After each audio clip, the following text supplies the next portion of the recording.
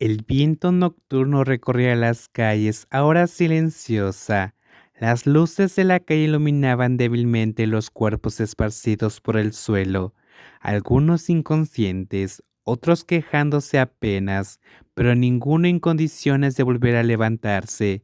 Con Pop estaba junto al auto con total calma, como si nada hubiera ocurrido. Silas se hizo a un lado para dejar espacio, mientras Aigwin recogían las armas que habían quedado tiradas. La mirada de Nakin recorrió la escena una vez antes de detenerse junto a uno de los hombres que todavía seguía consciente. El atacante estaba boca abajo, respirando con dificultad, con sangre en la comisura de los labios. Nakin lo observó un momento y luego apoyó lentamente el pie sobre la parte de atrás de su cabeza, no con fuerza como para aplastarlo, solo la necesaria para mantenerlo completamente inmóvil. Nakin se inclinó un poco y la actitud relajada y juguetona de antes desapareció por completo. Lo único que quedó fue la frialdad de otro alfa puro de la familia Tehuatirat. ¿Quién los envió?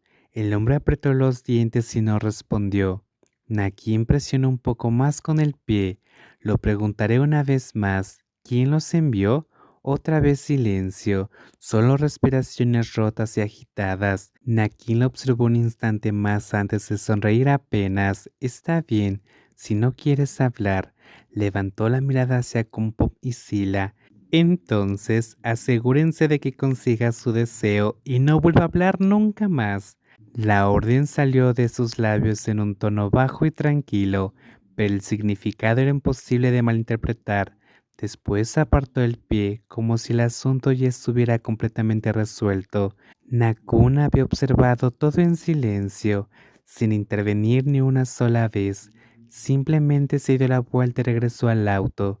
Nakin lo siguió. Detrás de ellos, los últimos gritos de los atacantes se elevaron en la noche antes de apagarse bajo las manos de los guardaespaldas, que terminaron el trabajo exactamente como se esperaba. En cuanto las puertas del auto se cerraron, el silencio fresco regresó de inmediato. Nakun volvió a levantar su café, como si todo lo que acababa de ocurrir hubiera sido apenas una pequeña molestia en el camino a casa. Nakin se dejó caer contra el asiento y soltó un suspiro suave. Entonces, ¿de verdad no vamos a comer barbacoa? Nakun dio un sorbo lento al café. El aroma a lluvia todavía seguía rondando en el borde de sus sentidos. No. En la parte delantera, Kun Pom volvió al asiento del conductor mientras Silas se acomodaba otra vez a su lado. Detrás de ellos, el auto de Ain y Win permaneció en el lugar para controlar la escena y encargarse de todo antes de seguirlos. El lujoso auto negro se alejó con la misma suavidad de siempre, como si aquella emboscada jamás hubiera ocurrido. Aún así, Naki no pudo evitar preguntar: «¿Ese ya es el tercer ataque de este mes? ¿No deberíamos decírselo a nuestro padre?» «No». «¿Por qué no? Todavía ni siquiera sabemos quién los envió. Podemos manejarlo. Él no necesita saberlo. Además, mamá se preocupará». Nakin suspiró suavemente. «¿Y no se preocuparía más si se entera después?» Nakun bajó la mirada hacia la taza en su mano por un instante antes de responder con calma. El asunto de Napit ya es suficiente para agotarla. Al escuchar el nombre de Napit, el ambiente dentro del auto cambió. No se volvió exactamente más pesado, pero sí más profundo. Ambos sabían que ese nombre nunca había sido algo sencillo dentro de esa familia. Napit no era hijo de Campirada, era hijo de Nares y de la mujer a la que Nares había amado de verdad.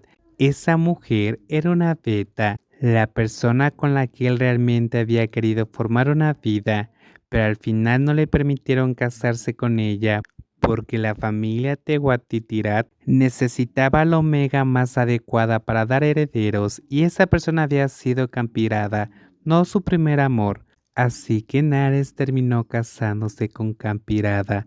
De esa unión nacieron Nakun y Nakin, dos hijos perfectos a los ojos de la familia, ambos alfas puros, ambos la prueba de que la decisión de los mayores había sido la correcta.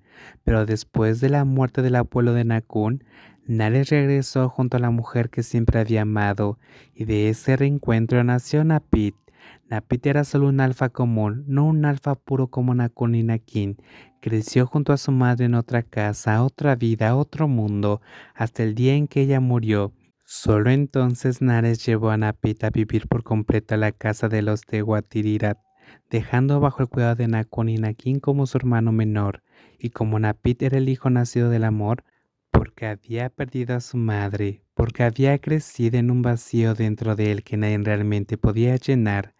Nares lo amaba de una manera especialmente intensa, tan intensa que a veces era imposible no notarlo, lo suficiente como para volver toda la casa más frágil que antes.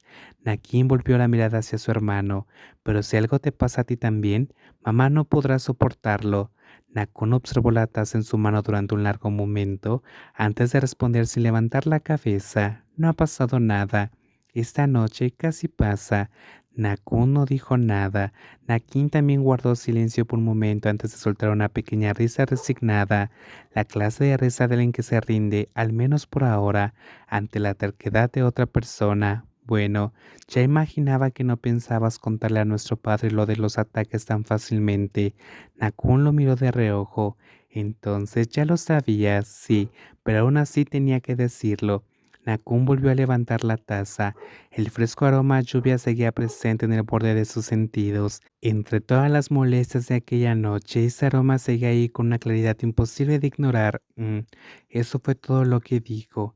El auto continuó avanzando en medio del silencio familiar, con los dos hermanos sentados uno al lado del otro como siempre, cada uno callado a su manera, pero ambos sabían perfectamente que la noche no había terminado tan tranquilamente como Nakun pretendía hacer creer.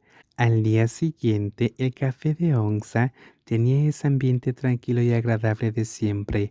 La luz de la mañana entraba por el gran vidrio del frente en suaves franjas claras, extendiéndose sobre el limpio piso de madera y los bordes cálidos de las mesas. El aroma del café recién tostado se mezclaba con el dulce olor de los pasteles recién horneados. Todo el lugar transmitía una comodidad especial, de esas que hacen que la gente quiera quedarse un poco más, como si el tiempo avanzara más despacio ahí dentro. Patsa estaba sentado en la barra, como siempre. Iba tan seguido que ya se había convertido en una parte de su rutina. Incluso cuando no pedía mucho, simplemente estar en el café de Onza le daba una extraña sensación de tranquilidad. La noche anterior, después de llegar a casa, Sagnoe le había vuelto a escribir para agradecerle otra vez. La conversación no había durado mucho, pero cuando Sagnoe le preguntó dónde solía pasar el tiempo libre, Patsa respondió honestamente que casi siempre iba al café de uno de sus antiguos señores de la universidad, porque el café era bueno, los pasteles también, y el dueño rara vez lo echaba del lugar. Patsa había pensado que solo había sido una conversación casual.